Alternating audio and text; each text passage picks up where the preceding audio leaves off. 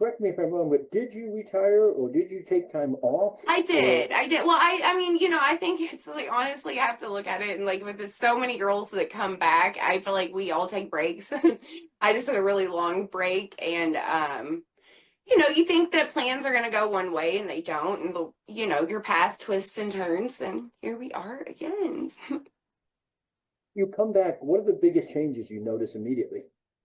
Well, of course, OnlyFans and the control that we have, been allotted through that, and just being able to have, home, you can work from home, you can travel, like there's just so many options, and it really opens up, your ability to be a mom and do this if you want to have other aspects of life, and definitely fund them.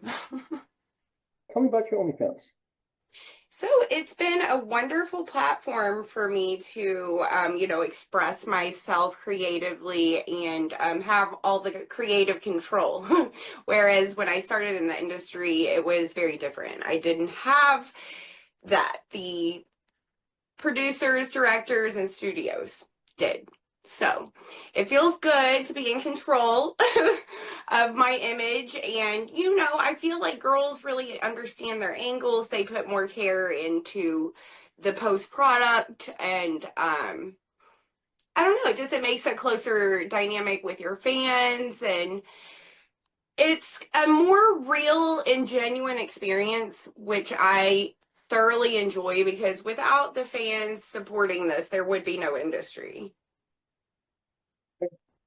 Tell me if I'm wrong, but to be successful on platforms like OnlyFans, is it more about personality or do people want come to watch you have sex? It's both. It's both. I honestly find that I get more requests to sit and chat and, less, it's a lot of interviewing, I feel like. And when you create content, do you create stuff you want to shoot or stuff you think will sell? Both. Both. As long as it's within the, comfort zone and my moral compass. And when you create content, do you have a particular part you like? I'm kind of all over the board. I prefer more artistic and beautiful, kind of suggestive porn, honestly, because I've been so desensitized in the hardcore department that I find sensuality and tease a huge turn on. So, not that hardcore doesn't feel good and it's not good, but, I'm from the era of bam, bam, bam. There wasn't a lot of teasing going on, but it's fun to re-explore my sexuality, especially in my 40s. And woohoo! MILFs finally beat out teeny boppers for the number one category of, sales and genre that is most popular right now. So feels good, ladies. We're in a business that likes teeny boppers, for lack of a better word, but the MILFs have always been more popular. Why do you think that is? Well, because we know what we're doing. And I think that the world, especially right now, is in need of leadership in a feminine aspect. We've had a lot of patriarchal rule for quite some time, and I think that it's time for, the feminine energies in the world, whether you have, like, you identify as a man or a woman or however you identify, there needs to be more of a feminine rise in energy. Nurturing. Do you do custom work? I do. It's my favorites. Great, because you really get to find out what your fans are thinking, their kinks. Craziest request you got for a custom? Hmm. Well, a guy, this is crazy, and it's like not crazy like I think you're gonna expect. So I was asked to do a porn where, I mean, a custom where I go to the eye doctor and I get my eyes dilated. And I make sure to, like, record the experience going in. And then when I get home, like, really focus on the dilation in the eyes as I did sexual acts. It was very interesting. When did you first hear about OnlyFans? Because you'd retired by that point, correct? When did I start? Yes, I'm sorry. I believe it's been like honestly, time flies. I think it's been like 5 years. And then without kissing your butt, why do you think you've named a level of popularity where most people seem like they wane or fall off? I'm sorry. I think it's really your consistency with your brand and how much you want to interact with your fans because I have a very small but loyal fan base and I feel like the more obscure underground star, if you will, comparatively, I have a very unique look and I also, perform kind of unique acts at this point because the industry has become a little bit vanilla and just some off color things like the step porn and things I'm not really into. The unique stuff that you do, I guess Yes, earlier in your career it was called extreme. Were you doing this stuff before you got in the business, or was that something that kind of developed it from getting in? developed through the business. I liked anal and I had practiced anal in my personal life and I liked multiple partners. But I mean, I'm a sapiosexual, which means like I like an intellectual connection, right? So in my personal life, but throughout my career, I was able to explore, this like very taboo and push the limits side of myself. And I call myself an athlete. And you got into business in 2003, correct? Yes. Is there a short version how you got in? Yes, my first husband was already in the industry. He had worked for Candida Royale, and I was like, well, what's good for you is good for me. Let's do this. And prior to that, had you watched adult material? Yes, of course. Like any kid, I'd found it in, different people's little stash spots when you're like snooping around your family's house. As you went forward in your life, did the thought ever cross your mind that I could do that? No, it didn't, but I was highly it intrigued me.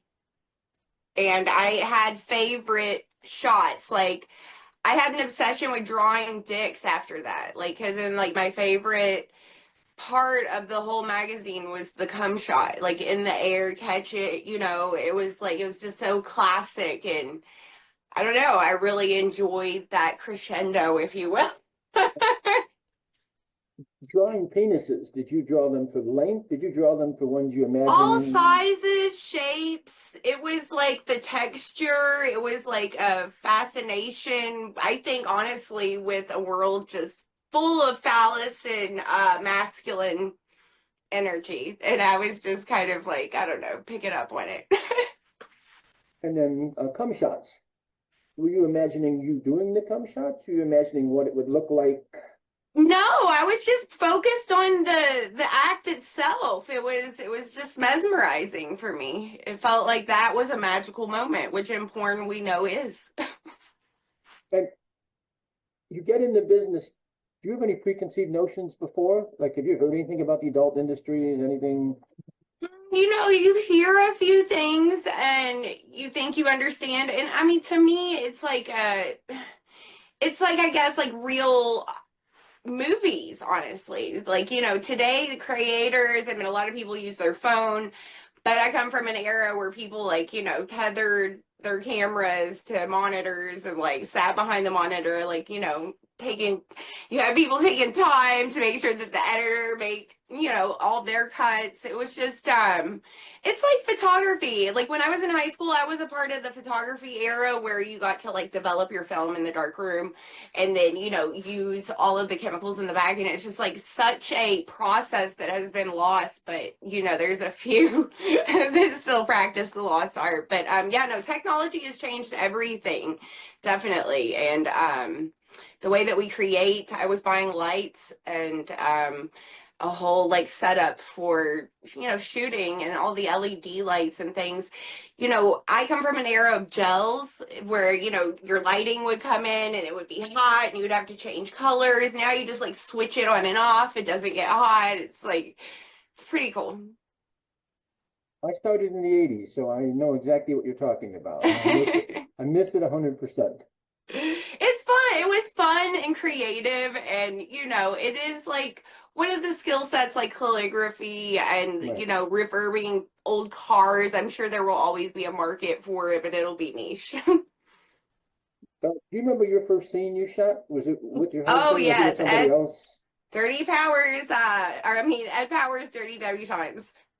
And what was that like?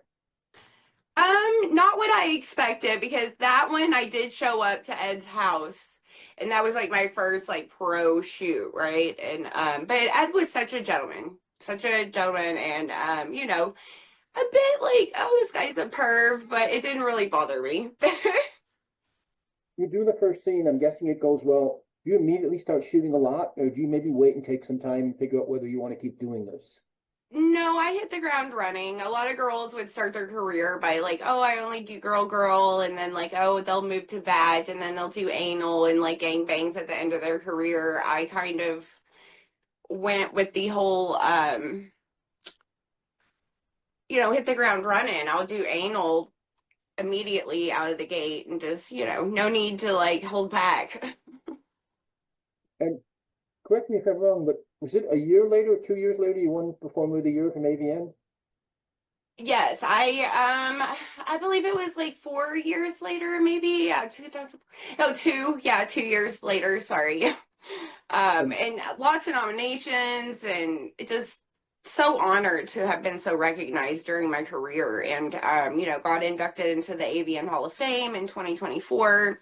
It's been really nice to be recognized for sure. the first time you won Performer of the Year, did that surprise you?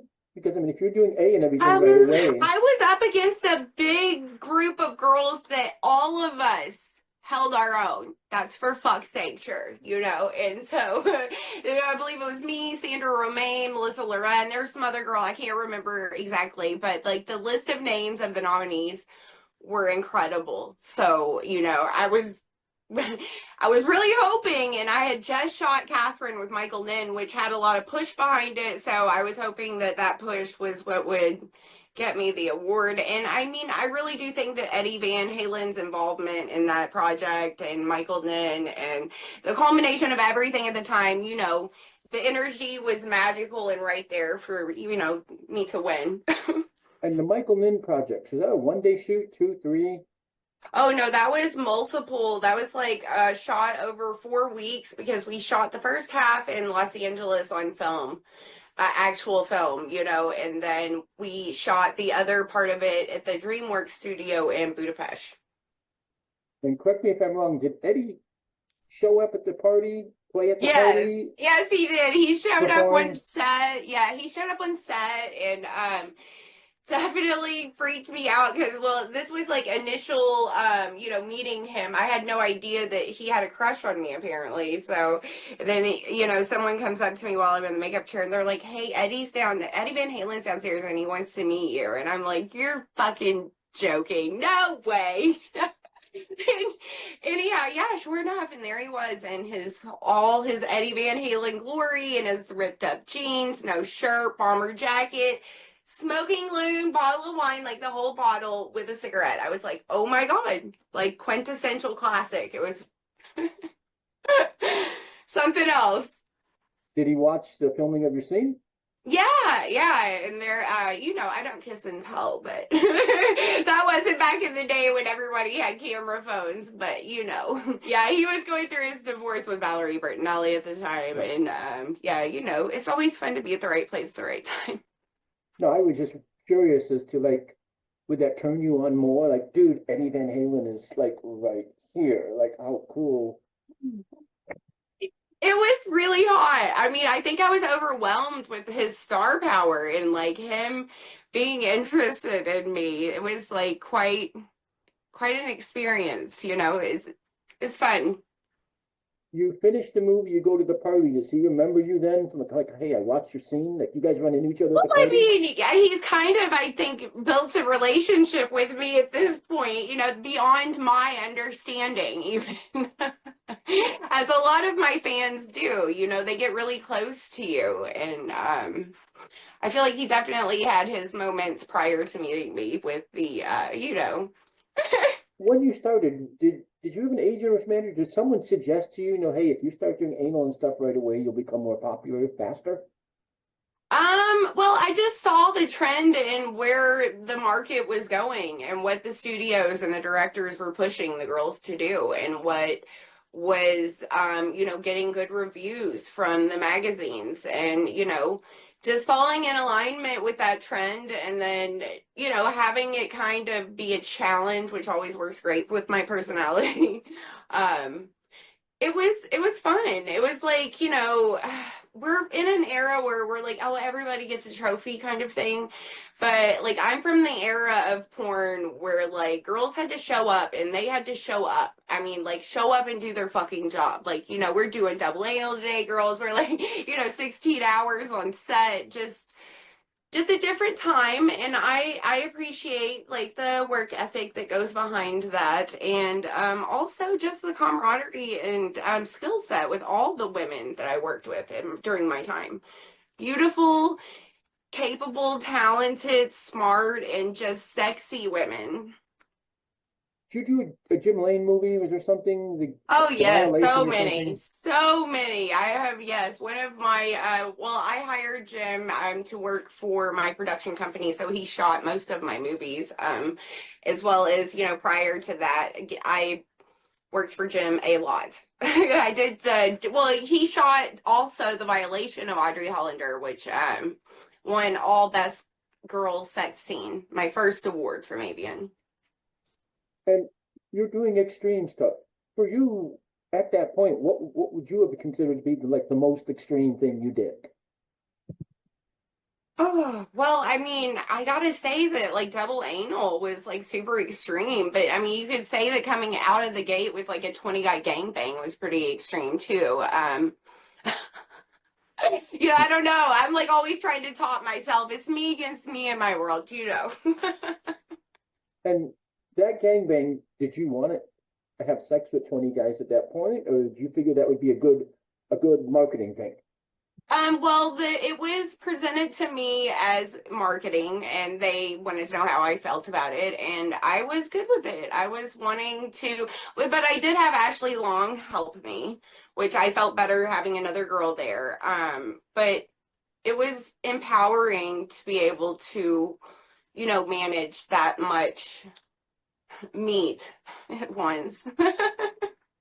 And was that just boy girl anal, It double was the whole vaginal? shebang. Yeah, there were, two guys on one at, like DPs. Yeah, it was good.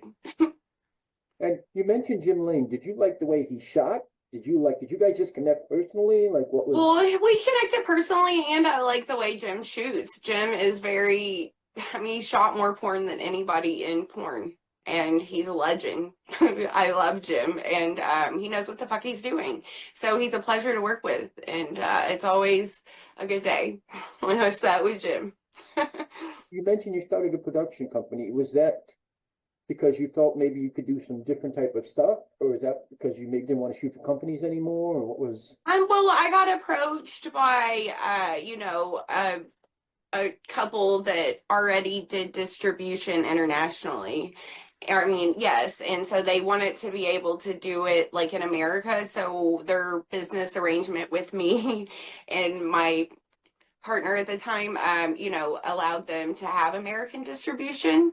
There were a couple of things going on, and I honestly don't even know if I can talk about this at this point, but they're the ones who were like they filmed one of the most famous cases of like, I'll just say she's a blonde and she was in that movie Cry Baby, right?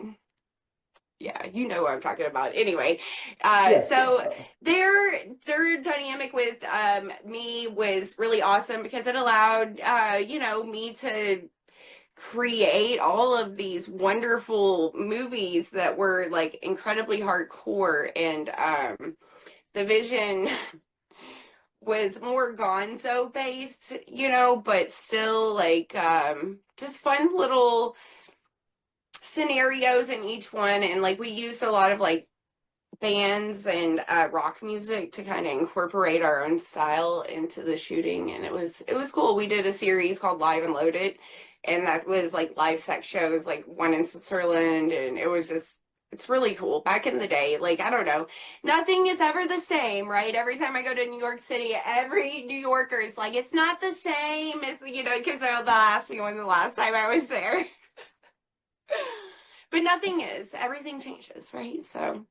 And did you shoot an extreme scene with Belladonna, or did Oh, something? I wish she was my idol, 100%. I watched her put a baseball bat in her ass prior to me getting into the industry. And yes, she was the inspiration and all of that for my wanting to put a Louisville Slugger up my ass, which has happened. Have you ever met her? Did you guys ever talk?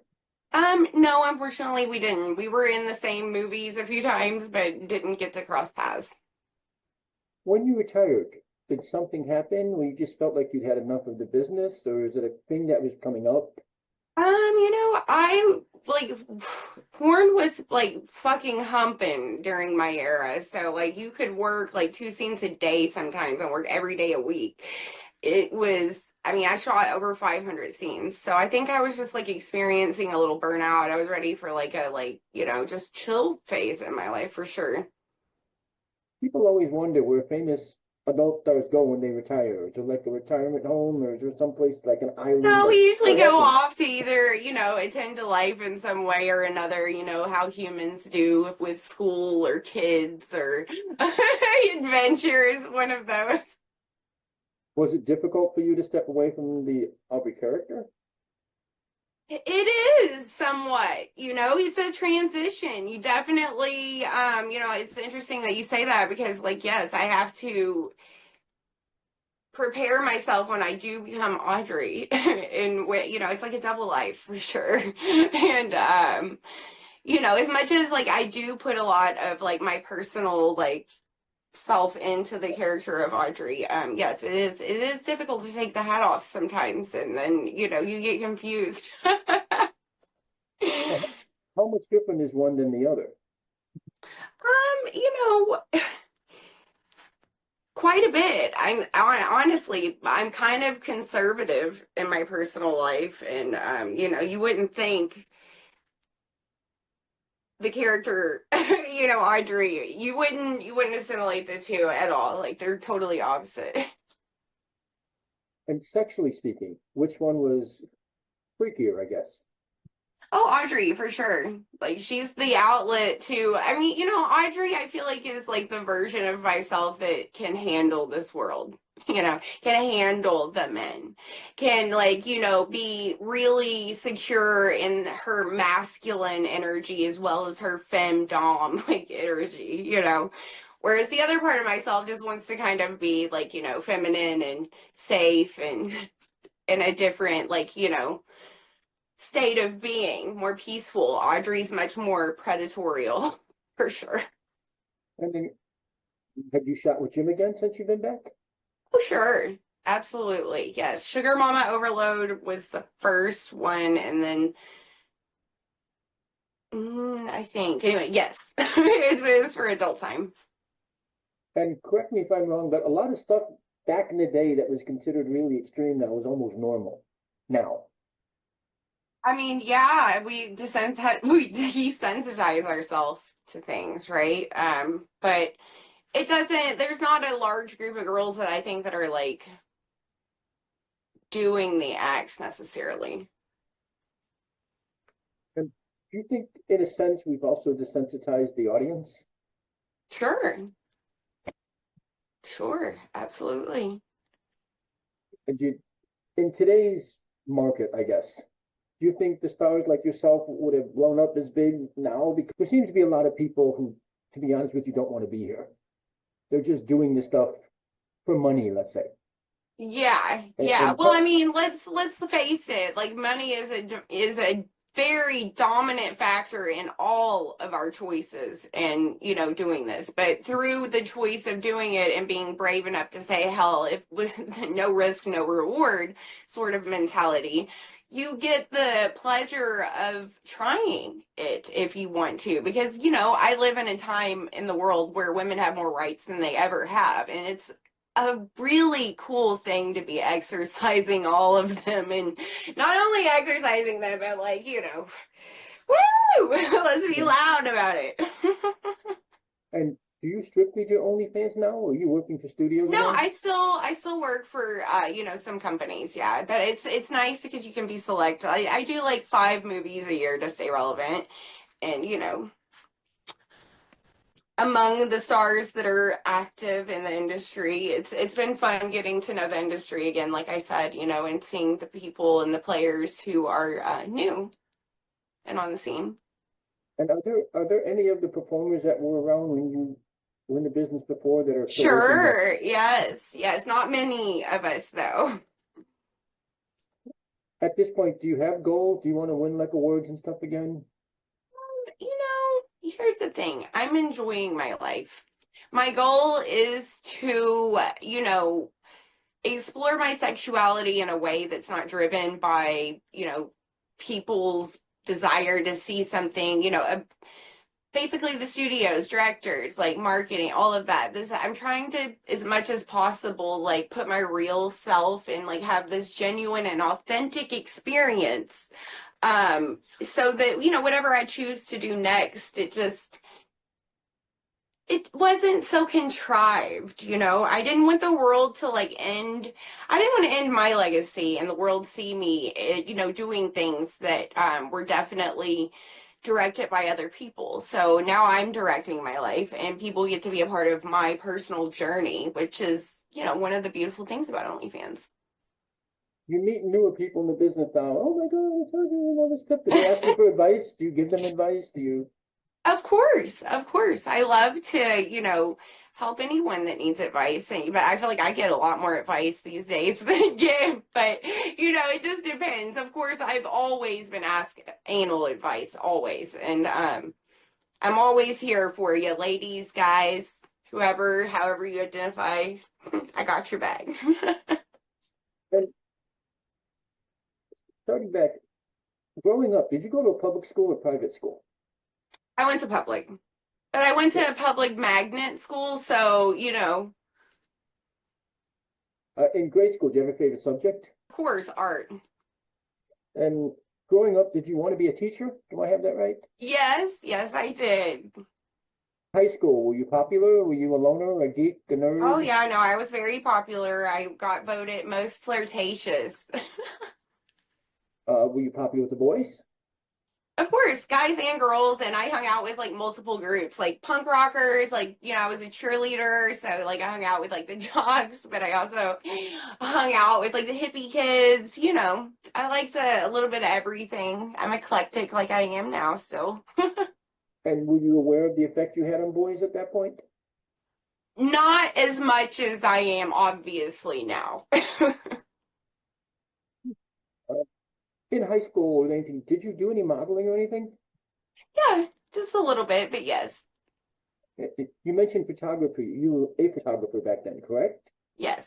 Were you shooting people? Were you shooting landscapes? I don't know. Landscapes, people, yeah, just, dabbling in photography. For you, what is a good photo? Is it composition? Is it lighting? Is it? Composition and lighting, 100%.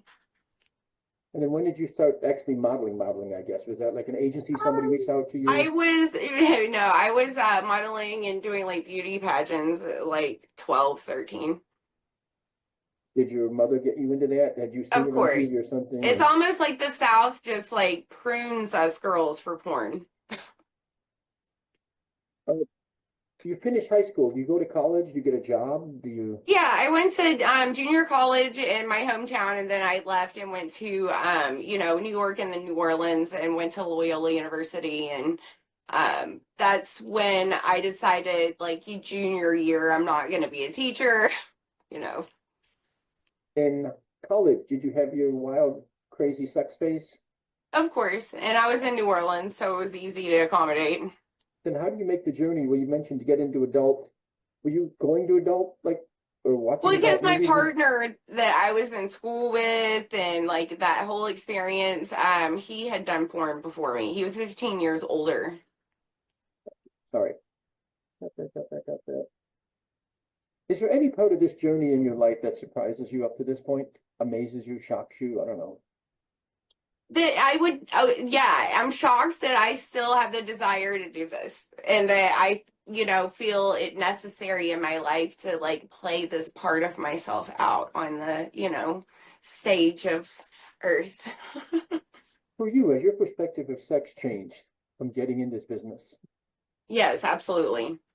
Yes, it's changed immensely. I look at who I used to be in the scenes that I have shot, like at the beginning, and who I am now, and it's like two different people. What are your social media handles? So the real Audrey triple X for Twitter X, and then Insta is the Audrey Hollander, and then of course just Audrey Hollander for OnlyFans. And past couple of years, we sadly had a bunch of people pass away. And from your own experience, do you think the business puts that much pressure on a person, or do you think there's pre-existing conditions? Pre-existing conditions, 100%. I think that the way we grow up is a lot to do with like our choice to even get in the business. And you can either start to address your traumas, at some point or not. And the people who don't, obviously, you can see it. And from performing in movies, do you think the industry has obligation to explain to people that this is not how sex really is? Because a lot I of people mean, watch the yeah, because movies. I have a lot of guys that think that the way that that they're in their 30s now, and they're like, oh my God, you taught me how to have sex. I'm like, oh, I mean, like it's fun to like porn is not real sex. Like when you start shooting it, you understand how lighting and positioning and things, it's like, yeah, but then, when you start doing porn positions as a civilian or a fan of Right, porn, right, you've got to realize at some point, like, this is uncomfortable. Like, this is my ego.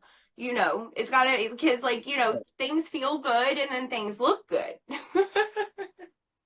You retired from the business. I'm guessing you started dating at that point. Is it difficult for people when they find out that you're in the business? Yeah, yeah, it is. Are they intimidated? Are they A turned hundred on? Are percent. they Yes. intimidated that you're a good-looking woman, you have more sexual experience than them? Yes. My notches are greater than yours with most men. So they're like, uh-oh. Had you had a lot of two-pump experiences? No. I have been rained down by the universe. Adonis Dick. Adonis Dick. Just hot fucking guys. Like, and my girlfriends, so don't have the same, like, luck. I don't know. Maybe I'm just putting it out there. Like, that's my energy. Big dick energy, baby. And is it possible, or was it possible for you to have a relationship then with a civilian after you've been in the business? I mean, I tried. I tried. Okay. At this point, is there any one thing you'd like people to know about you that maybe they either don't know, don't understand, has been misconstrued in the media, anything? I don't know. Really? I think people are going to think whatever the fuck they want to think anyway. Enjoy the show. Seriously, whether you like it or not, I'm going to keep going. It's going to be a fun ride. So I don't know. I just appreciate being able to express my journey and story kind of through like a video diary that's lucrative for my life and, continues to sustain it. It's a beautiful experience, and I welcome everyone who wants to join and watch. What's next for you? Oh wow. So some writing, definitely. I've started, writing my story, and it's just there's a few spots where I just have a few blockages because I'm not sure how I want to put all the information out there. Like it's a lot of twists and turns in my story. It's a good one. So then you're just strictly writing a biography, or do you like doing Yes, poetry and yes. different things? Yeah, just a biography. Yeah, I just want people to know my story because, all my interviews, everything, it's the same, questions typically and things like that. I just kind of want to like give people a little bit of the backstory. And when people do have the time to, hear it and understand it, it's quite Netflixy. They're like, Jesus Christ. There's a lot of twists and turns in my story, and not because like I like plotted and schemed to make it happen. I just naturally, I guess, am like that interesting, or you can call it a drama queen, whatever. I'm just a natural at making my story real, real good. Anything you want to say to all of your fans? Thank you so much for supporting my art. Thank you for supporting, my journey and being a part of it. I am so grateful to each and every one of you because, without you, this dynamic would not exist. And I'm so happy.